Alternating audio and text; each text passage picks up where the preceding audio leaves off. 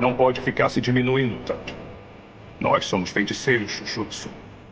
Eu, você, a Kugisaki, o Mr. Nanami e os nossos aliados. Cada um de nós é um feiticeiro Jujutsu. E enquanto estivermos vivos, nossos companheiros mortos não terão sido derrotados de verdade.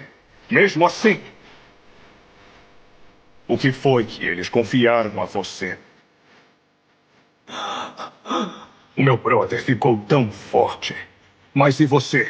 Está satisfeito com isso? Aoi Todo vai deixar o seu brother sozinho de novo? Da forma em que se encontravam naquele momento.